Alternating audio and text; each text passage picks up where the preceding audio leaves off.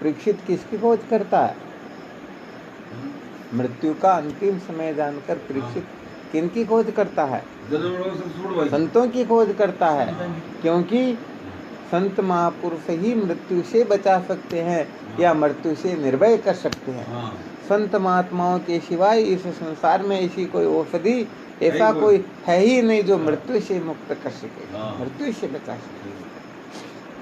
जैसे हमको भूख लगती है तो किसकी याद आती है? आ गया समझ में? प्यास लगती है तो पानी की याद आती है, और सर्दी लगती है तब रजाई की याद आती है। आ गया समझ में? ऐसे ही जो सचमुच में मृत्यु से बचना चाहते हैं वे ही संतों की खोज करते हैं, उनको ही संतों में श्रद्धा होती है, और वे ही संत महापुरुषों का संग करके अपने जीवन को धन्य बना लेते हैं। परंतु मुख्य बात यहाँ पर यह है कि उस मृत्यु का क्या हो जाए, पता लग जाए, मृत्यु नजदीक है। ऐसे देखा जाए तो जो हर श्वास को अंतिम श्वास समझते हैं उनसे उच्च कोटि के साधक तो कोई हो ही नहीं सकते हैं, क्योंकि अंतिम श्वास समझने वाला तो कभी भी अपने समय को एक क्षण के लिए भी व्यर्थ बर्बाद नहीं करेगा, अनात्म चिंतन में समय को व्यतीत नहीं करेगा। वह जानता है ये मनुष्य जीवन केवल मात्र यही तनु कर फल विषय न भाई, स्वर्ग स्वल्प अंत दुखदाई। ये मनुष्य जीवन का सार, मनुष्य जीवन का फल केवल संसार के भोग पदार्थ और स्वर्ग आदि लोकों को प्राप्त करना ही नहीं होता है, बल्कि ये मनुष्य जन्म तो मोक्ष के लिए मिला होता है, मुक्ति के लिए मिला होता है। ये तो जन्म मरण के बंधन से छूटने के लिए मिला हुआ होता है। ये तो शाश्वत सुख की, परमानंद की अनुभूति के लिए मनुष्य जन्म मिला हुआ होता है। तो जो सचमुच में कहते हैं न, मस्तक स्थायी न मृत्यु यदि पश्येत यम जन आहारोपी न रोचते किमुता ने अभूतये। अर्थात जो मस्तिष्क के ऊपर मृत्यु को देख लेते हैं उनको भोजन भी प्रिय नहीं लगता है, फिर दूसरी चीजों की तो बात ही क्या है। आ गया समझ में? नहीं तो यहाँ पर परीक्षित को कुछ सूझ ही नहीं रहा। वो सारा राजपाट वैभव वगैरह वो सब फीके लगने लग गए, केवल मात्र यही जिज्ञासा जागृत हो गई, अब मेरी मृत्यु नजदीक है तो ये मनुष्य जीवन व्यर्थ चला जाएगा, अब मुझे इस मनुष्य जीवन को व्यर्थ बर्बाद नहीं करना है, मुझे या तो मृत्यु के ऊपर विजय प्राप्त करनी है, ठीक है ना, या फिर मुझे मृत्यु से निर्भय होना है। तो बस ये रहस्य केवल मात्र संत महापुरुष ही जानते हैं। इस संसार के अंतर्गत बड़े से बड़े डॉक्टर, वकील, इंजीनियर आदि कितने बड़े पीएचडी करने वाले या बड़े से बड़े ऊंचे से ऊंचे पद को प्राप्त करने वाले और नाना प्रकार के सांसारिक पदार्थों का तो विस्तार कर सकते हैं, परंतु मृत्यु से निर्भय नहीं कर सकते हैं, मृत्यु से वो बचा नहीं सकते हैं, क्योंकि वो बेचारे सारे के सारे मृत्यु के मुख में ही है। वो सभी मृत्यु से भयभीत है, और जो मृत्यु से भयभीत होता है वह दूसरे की रक्षा कर नहीं सकता है। जैसे दृष्टांत के रूप में समझ सकते हैं, जंगल में आग लग गई हो, एक लकड़ी डर रही, दूसरी कहे डर क्यों रही, तो आग लग गई, तू चिंता कर मत कर, मैं हूँ तेरी रक्षा कर लूंगी। बताओ रक्षा हो सकती क्या?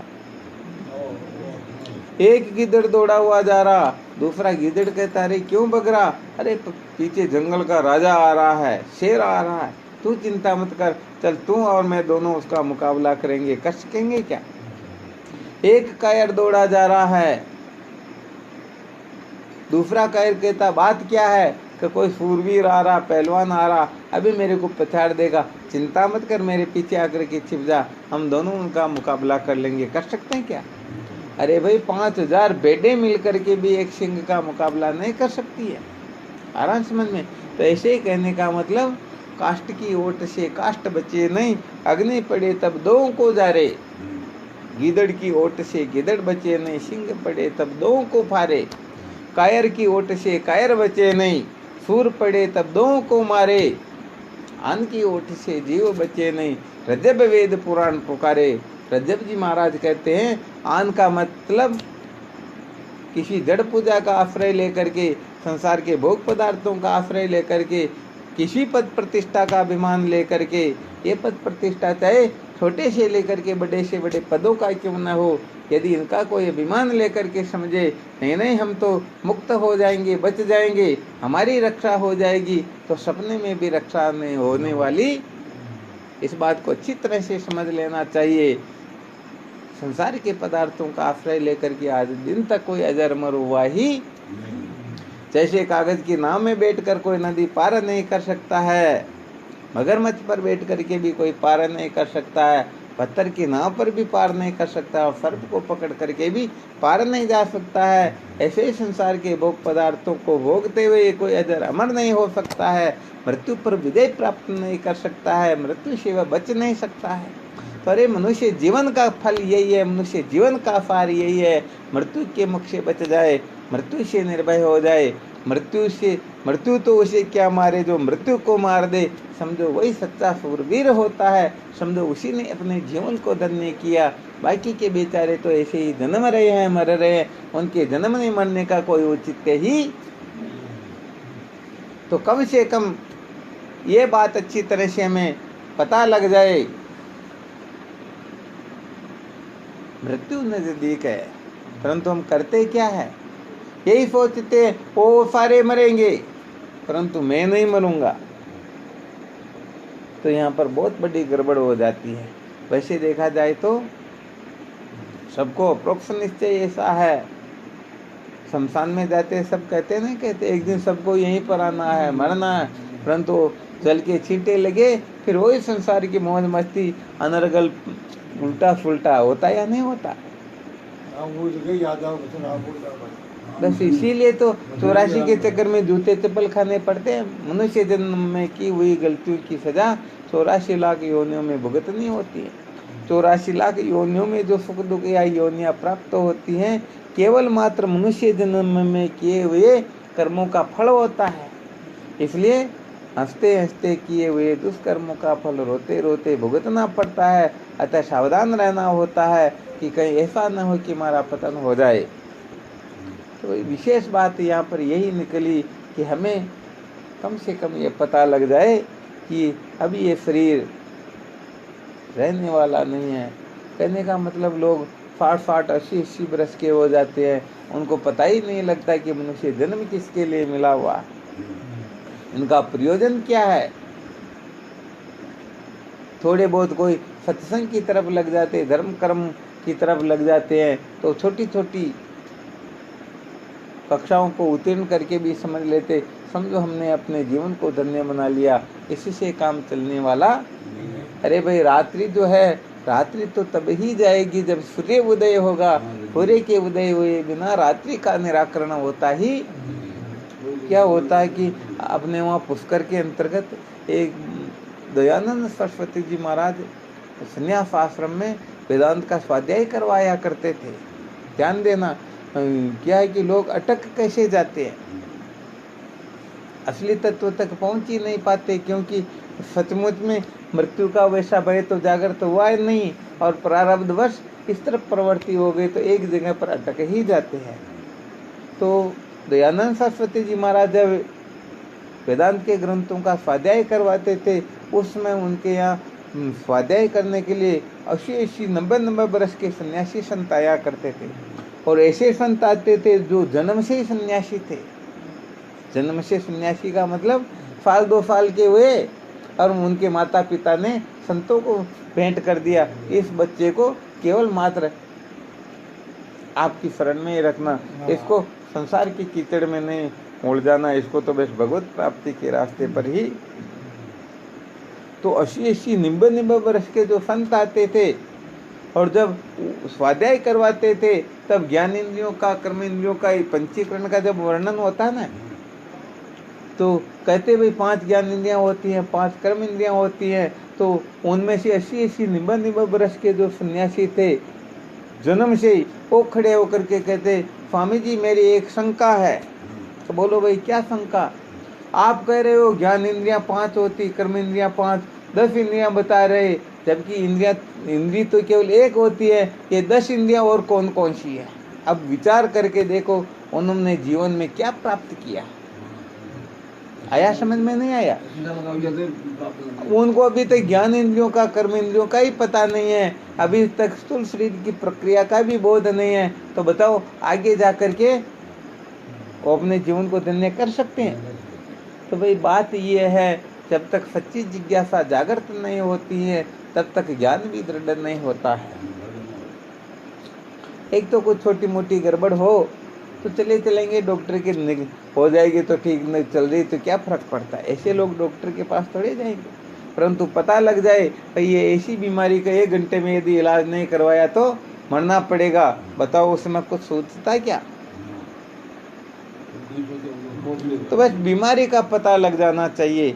जैसे गर्म लोहे के ऊपर आप जल डालोगे तो वह जल उस लोहे में प्रवेश कर जाएगा, और ठंडे लोहे पर डालोगे तो ये ब्रह्म विद्या का रहस्य उन साधकों के हृदय में ही प्रविष्ट होता है जो सचमुच में तड़पते हुए हो, जिनमें सचमुच में जिज्ञासा हो, जो सचमुच में संसार के भोगों से विरक्त हो, तो सचमुच में अपने जीवन को धन्य बनाना चाहते हो। वरना तो सच्ची बात है, ये ब्रह्म विद्या यही इतना सस्ता तेल नहीं है, कोई गिदड़ भी अपने सर में लगा ले। ये तो शेरनी का दूध है, सोने के पात्र में लिया जाता है, ऐसे नहीं कि हर किसी के आ गया समझ में। तो भाई इसके लिए सबसे पहले अच्छी तरह से विचार करके परख करके देख लो कि ये शरीर जो है प्रत्येक क्षण नष्ट हो रहा। कैसे हो रहा? क्या हो रहा? हाँ, प्रत्येक क्षण नष्ट हो रहा है, और किसी भी समय ये पूर्ण रूप से नष्ट हो सकता है। बड़े आश्चर्य की बात है, मेंढक जो है सर्प के मुंह में चला गया, केवल इतना सा बार, सर्प थोड़ी देर में उसे अंदर गटकने वाला है, परंतु मेंढक क्या कर रहा? जी फेंक फेंक कर जानवरों को खाने की कोशिश कर रहा। ऐसे ही हमारी प्रवृत्ति है, मृत्यु के मुख में है, फिर भी जीना चाहते, ऐसा कर लूं वैसा कर लूं। अरे जिस काम के लिए मनुष्य जन्म मिला उस काम की ओर तो प्रवृत्ति ही नहीं होती है, उस तरफ तो लगते ही नहीं है, केवल मात्र खाने पीने में।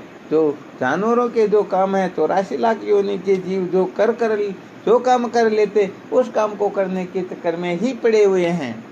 भोजन निंद्रा भोग भय ये पशु पुरुष समान, नरन ज्ञान निज अधिकता ज्ञान बिना पशु जान। बिना ज्ञान के तो करने का मतलब क्या होता है? केवल मात्र पशु ही है, पशु के सिवाय कुछ भी। इसलिए सचमुच में सत्य का साक्षात्कार करना चाहते हो, जैसे जो कपड़ा जितना स्वच्छ होगा उस पर उतना ही रंग चढ़ेगा, और यदि मैला है रंग चढ़ाओगे चढ़ तो जाएगा, परंतु दूसरी बार धोओगे तो मैल के साथ ही रंग भी। तो जिनकी जितनी तीव्र जिज्ञासा होगी उनको वैसा ही बोध होगा, और यदि जिज्ञासा ही नहीं है, केवल लोक दिखावे से या ऐसे ही चलो धर्म होगा या थोड़ा बहुत फायदा हो जाएगा, ऐसी वैसी कल्पनाएं लेकर बैठे हैं, तो सचमुच में जीवन धन्य नहीं होता, फायदा नहीं होता है। जैसी समझ आनी चाहिए वैसी समझ आती नहीं है। इसलिए सबसे पहले तो अच्छी तरह से इस बात का निर्णय करो, अच्छी तरह से यहाँ पर मजबूत बनो कि सचमुच में पता नहीं मृत्यु कब आ जाए, और मुझे मृत्यु के ऊपर विजय प्राप्त करनी है, मुझे इस जीवन को व्यर्थ बर्बाद नहीं करना है, मुझे इसी जीवन में मुक्ति लाभ प्राप्त करना है, इस जीवन को मुझे व्यर्थ बर्बाद नहीं करना। ऐसा कोई निश्चय कर लेता है तो सचमुच में फिर वह संसार या संसारियों के पीछे नहीं भटकता है। फिर तो उनको स्वर्ग लोक तक के, ब्रह्मलोक तक के भोग पदार्थ भी फीके लगते हैं, फिर उनकी वह चावना नहीं करता है। बच्चा जब बहुत अधिक रोने लग जाता है, उसको चाहे कितने भी खिलौने दो, फिर भी वो रोना शांत नहीं करता, तो बताओ फिर माँ सब काम को छोड़ करके आती या नहीं आती? पहले तो माँ देखती है, अरे भाई मेरे साथ में 10-20 मजदूर काम कर रहे, मैं यदि जाऊंगी तो ये 10-20 मजदूर 10 मिनट के लिए भी बैठ गए तो बोलो कितना नुकसान होगा। समझो 20 मजदूर 10 मिनट बैठ गए तो 200 मिनट, 200 मिनट का मतलब 2-2.5 घंटे, 2-2.5 घंटे का नुकसान हो गया। इसलिए माँ बच्चे की ओर ध्यान ही नहीं देती, रोता है तो रोने दो, ज़्यादा रोता तो जाकर के एक थप्पड़ रखती है, इतने में उसे नींद आ जाए तो कोई दिक्कत की बात नहीं, वो अपना काम करती है। फिर रोता तो जाकर के उसे खिलौना दे देते, इसे खेल, मुझे भी काम करने दे। और सब कुछ देने पर भी फिर नहीं रुकता, तो सारी उनके साथ काम करने वाली जो मजदूरी पर आई वो सभी बैठ भी जाए, फिर वह परवाह नहीं करती, सबसे पहले उसे दूध पिलाती है। ठीक है ना। तो बस ऐसे ही उस बच्चे की तरह अपनी जिज्ञासा जागृत हो जाए, मुझे कुछ नहीं चाहिए, संसार तो क्या ब्रह्मलोक तक के भोग पदार्थ भी मुझे नहीं चाहिए, मुझे न कोई अणिमादी सिद्धियां चाहिए और न कोई दूसरी तीसरी वस्तु चाहिए। फिर उनके हृदय में फिर ब्रह्म जिज्ञासा जागृत होती और वह जिज्ञासा उसे ब्रह्म साक्षात्कार करवाती है। यमराज कठोपनिषद के अंतर्गत नचिकेता से कहते हैं, नावी ऋतु दुस्त्रिता ना शांतो ना समाहित ना शांत मानसो वापी प्रज्ञानेन माप्नुयात। जो पाप कर्मों से विरक्त नहीं हुआ है, जो इंद्रियों की चंचलता से अशांत है, जिसका मन शांत नहीं है, जो समाहित नहीं है, वह प्रज्ञा के बल पर आत्म तत्व को प्राप्त नहीं कर सकता है, उसे आत्म तत्व का यथार्थ बोध होता ही। हाँ, तो इसके लिए सबसे पहले हमें कहते हैं ना, पहले तुम मानव बनो 10 लक्षण लो धार, हंस बनो पुरुषार्थ करो फादन धारो चार। फादन धारो चार, गुरु की शरण में जाओ, ब्रह्मनिष्ठ ब्रह्म श्रोत्रिय गुरु को शीश झुकाओ। सर्व दुखन की निवृत्ति मुक्तानंद अपार, पहली तुम मानव बनो 10 लक्षण लो धार। तो भाई सबसे पहले मानव बनना होता है। आ गया समझ में। और मानवता की कक्षा उत्तीर्ण होने के बाद में फिर निष्काम कर्म उपासना आदि को महत्व देना होता। और ये निष्काम कर्म उपासना करते करते करते अनेक जन्म भजनात् स्वविचारम चिकीर्षति विचारेण विनष्टायाम मायायाम शिष्यते स्वम। अनंत जन्मों के जब भजन साधन भजन सफल होते हैं, तब उनका अंतःकरण पवित्र होता है, निर्मल वैराग्य उदय होता है, तत्व की जिज्ञासा जागृत होती है, श्रोत्रिय ब्रह्मनिष्ठ ब्रह्मवेता महात्माओं में उनकी परम प्रीति होती है। और फिर ऐसे महापुरुषों की खोज करके वह उन महापुरुषों से तत्वमसी आदि महावाक्य का श्रवण मन निध्यासन करके ज्ञान के बंधन से सदा सदा के लिए मुक्त हो जाता है। और यही जीवन का सार होता है। तो आपको बताया, मूल में जिनके अंतर्गत मृत्यु का जितना भय बैठेगा वह उतना ही, हाँ कहते हैं ना, 2 बातन को भूल मत, जो चाहे कल्याण, नारायण एक मौत को दूजे श्री भगवान। या तो भगवान को मत भूलो, ताकि भगवान कृपा करके आपके हृदय में तत्व की जिज्ञासा जागृत कर देंगे, या फिर मृत्यु को मत भूलो, आप सचमुच में जिज्ञासु हो जाओगे। परंतु ये बोध हो तब, हम तो निश्चिंत बैठे हुए हैं। क्या बैठे हुए? हाँ, निश्चिंत बैठे, किसी को परवाह ही नहीं है। अभी समझो किसी का पैसा अटक जाए, फिर 2 दिन 3 दिन 4 दिन 5 दिन बाद में डॉक्टर के पास जाते क्या? अरे लाखों काम क्यों ना सबको पहले छोड़ देते, परंतु डॉक्टर के पास सबसे पहले पहुंचते हैं। तो कहने का मतलब मुक्ति के काम को, मोक्ष की प्राप्ति को हम इतना भी महत्व नहीं देते हैं। नहीं देते तो फिर होगा थोड़ी क्या। हम तो देखते मोक्ष के मुक्ति के गरज होगी तो हमारे मुंह में आकर के बैठ जाएगी और हम पेट में उतार देंगे, भूख मिट जाएगी। ऐसा थोड़ी काम चलता है। बस इसके लिए हमें थोड़ा उत्तिष्ठत जागृत प्राप्य और आनंद निमोदत है, उठो जागो और आत्म कल्याण के लिए वेदांत के शरण मन निधिध्यासन की ओर प्रवृत्त हो जाओ, तब जाकर के कुछ काम होता है। वरना ये मत समझ लेना कि मृत्यु होगी जिस दिन देखा जाएगा, फिर तो कुछ होने वाला, हाँ अभी नहीं तो कभी नहीं। जब हाँ, जब ऐसी सत्संग सुनने का अवसर प्राप्त हो जाए, उसी समय हमें दृढ़ प्रतिज्ञा कर लेनी चाहिए, संकल्प कर लेना चाहिए। आप लोगों को पता होगा शायद, विवेकानंद जी महाराज, उनका बचपन का नाम था नरेंद्र। क्या था? एक बार क्या होता है, नरेंद्र की माँ एक टोकरी में फल पड़े हुए थे, उसमें से फलों की छटनी कर रही थी। अब छोटा बच्चा जो होता है वो माता पिता जो कुछ भी करते उनको खूब एकटक लगा करके देखता है, समझ में नहीं आता तो फिर पहुँच भी लेता है।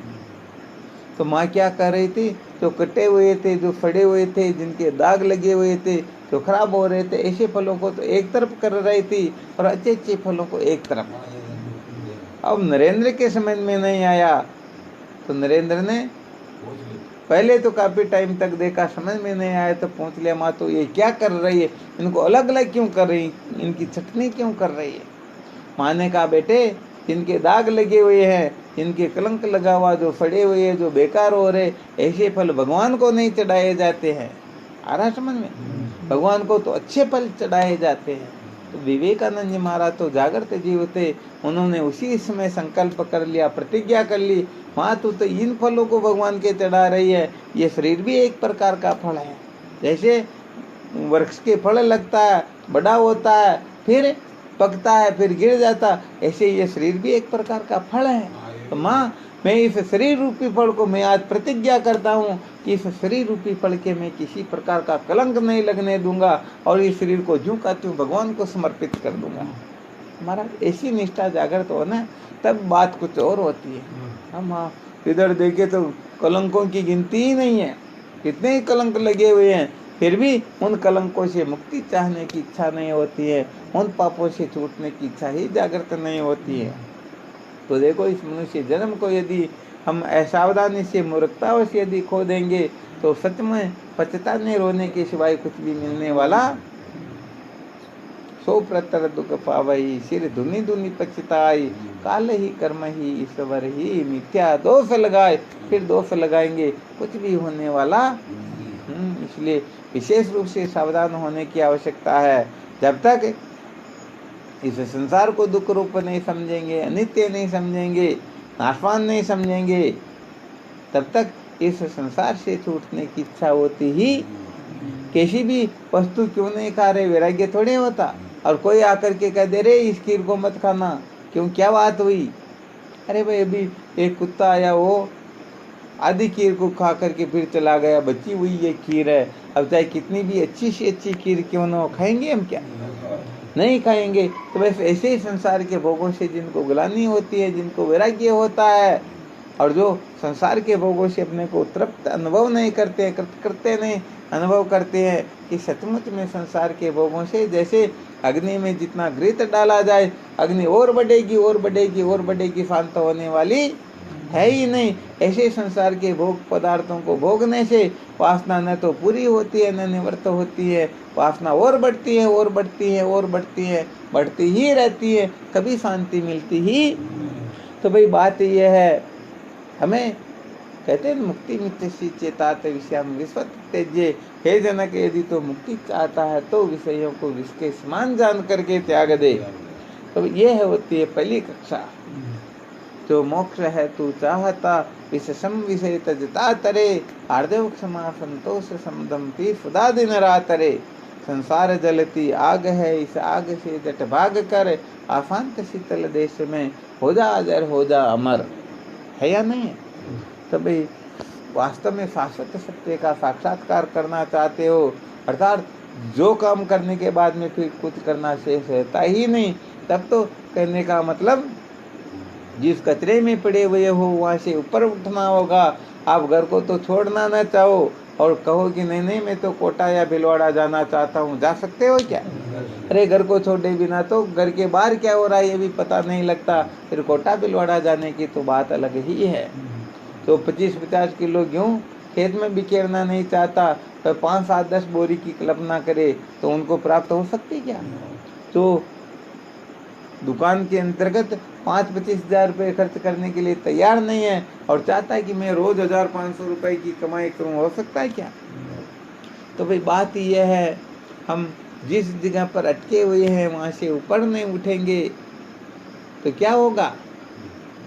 सत्य बात यह है, हम कचरे में पड़े हुए हैं, परंतु उस कचरे को क्या समझ रहे हैं? उस कचरे को हम आनंद रूप समझ रहे, इसीलिए हम वहाँ से ऊपर नहीं उठ सकते। और जिस दिन पता लग जाए मैं कीचड़ में पड़ा हुआ हूँ, तो बताओ कीचड़ में कोई पड़ा रहना चाहता है क्या? गंदगी में कोई रहना चाहता है? एक क्षण भी नहीं रह सकते हैं, परंतु गंदगी को गंदगी जानेंगे तब। एक बार क्या होता है, कोई महात्मा उनका कोई उत्तम कोटि का साधक था, परंतु वो कौन था? राजा था, बहुत बड़ा सम्राट। तो महात्मा उनके द्वार पर पहुंचते तो राजा तो सच्चे हृदय से उनकी सेवा आओ भगत आदि सब कुछ करता है। अब उनका बिस्तर ही महाराज उनके ठाट बाट ही अलग है। वहाँ पर जब बिस्तर लगाता गुरुदेव जब वहाँ पहुँचते हैं तो वहाँ पर बैठते भी नहीं, कहते राजन मैं तो यहाँ एक पल भर भी नहीं रह सकता हूँ। राजा ने कहा भगवान बात क्या है? अरे भाई यहाँ तो बहुत दुर्गंध आ रही और ऐसी दुर्गंधित जगह पर हम नहीं रहते हैं। राजा ने कहा भगवान क्या बात करते हो, ये राजा का महल है, यहाँ पर तो जैसा इंद्र के ठाट बाट वैसा यहाँ पर ठाट बाट, यहाँ तो अनेक प्रकार की इत्र सेंट ऐसी हाँ सपने में देखने को भी नहीं मिलती। ऐसी जगह पर रहने के लिए तो बड़े बड़े लोग केवल यहाँ अनेक का सपना देखते, आप कैसे कह सकते हो यहाँ इतनी दुर्गंध है? महात्मा ने कहा बेटे नहीं नहीं, यहाँ पर बहुत ज्यादा दुर्गंध, मैं एक क्षण भर भी नहीं रह सकता। राजा ने 2 5 10 को बुलाया, कहा तुम्हारे को कोई दुर्गंध आ रही? सबने कहा किसने कहा? दुर्गंध का यहाँ पर काम ही नहीं है। महात्मा ने कहा बेटे मैं यहाँ नहीं रह सकता हूँ। तो राजा ने कहा भगवान मुझे सिद्ध करके बताओ यहाँ पर दुर्गंध आ रही कैसे? महात्मा ने कहा यदि सिद्ध करवाना हो तो चल मेरे साथ। अब महात्मा तो आगे आगे और राजा उनके पीछे पीछे। अब महात्मा चलते चलते वो चमड़े का काम कर रहा था, जहाँ पर एक कुंडी में पानी भरा हुआ था और उसमें हजारों मक्खियाँ भिन भिन आ रही थी और पास में बहुत सारे चमड़े के टुकड़े पड़े हुए थे, काम हो रहा था। अब महात्मा तो गए उनके पास में जाकर बैठ गए, कहा राजन बैठ। अब बोलो राजा कोई इस प्रकार का राजा इसी जगह बैठेगा क्या? कहने लगता भगवान मैं तो यहाँ एक क्षण भर भी नहीं रख सकता हूँ, यहाँ पर तो बहुत ज्यादा दुर्गंध आ रही। महात्मा ने कहा किसने कहा दुर्गंध आ रही? उस काम करने वाले को पूछा, अरे भाई तेरे को कोई दुर्गंध आती क्या? उसने कहा अरे किसने कहा मेरे को तो मैं तो सदा यही रहता हूँ, मेरे को तो कोई दुर्गंध नहीं आती। तो राजा कहे क्या है स्वामी जी तो वो तो हाँ गंदी हो ये क्यों सुगंध है या दुर्गंध है? महात्मा ने कहा बेटे ऐसे ही तुम्हारा रहा तुम जिशान यू हाँ गंदे हो उशान तुम भी हाँ गंदे हो क्यों? सच में उठे दुर्गंध आ रही, परंतु था नहीं बात को।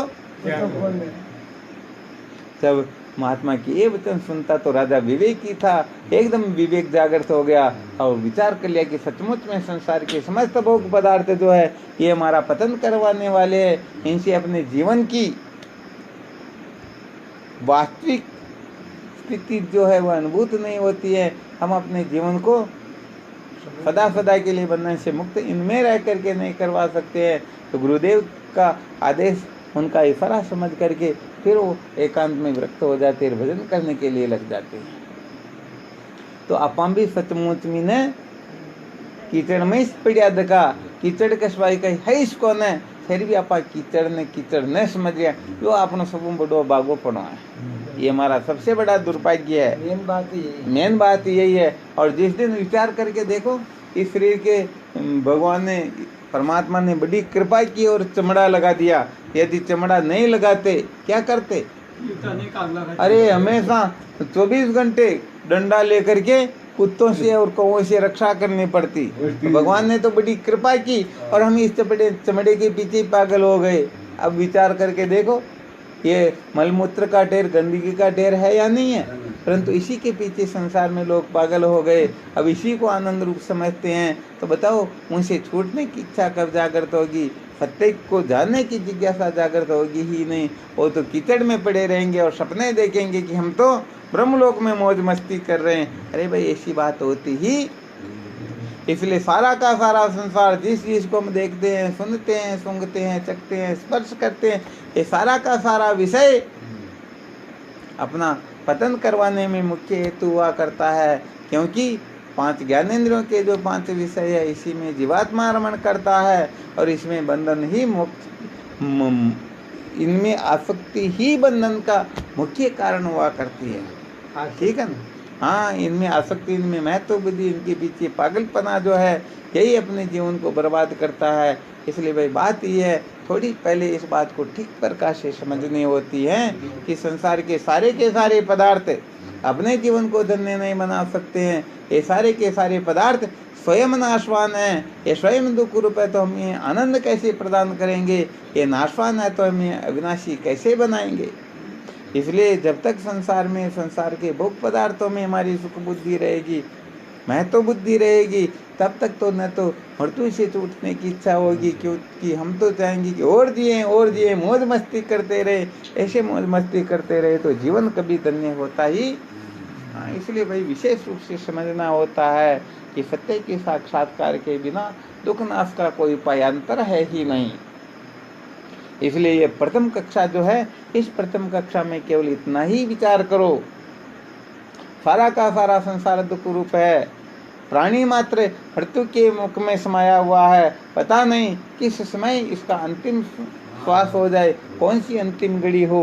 इसलिए कहते न श्वास श्वास स्मरण करो, वृथा श्वास मत खोई, नहीं जाने इस श्वास का अंत कहाँ से होई। तो प्रत्येक श्वास के अंतर्गत सावधान रहो, कहीं पतन की ओर जा रहे हैं ऐसा विचार करते रहो कि पतन की ओर तो हम नहीं जा रहे हैं, उत्थान की ओर नहीं जा सकते, तो भी पतन की ओर जाने से तो कम से कम। और जिस दिन सचमुच में पता लग जाएगा संसार दुख रूप है, न चाहते हुए भी संसार से छूटने की इच्छा हो जाएगी, जिस दिन पता लग जाएगा कि अब समय नजदीक आ गया, अभी शरीर का पता नहीं, उसी समय सच्ची जिज्ञासा जागृत होगी।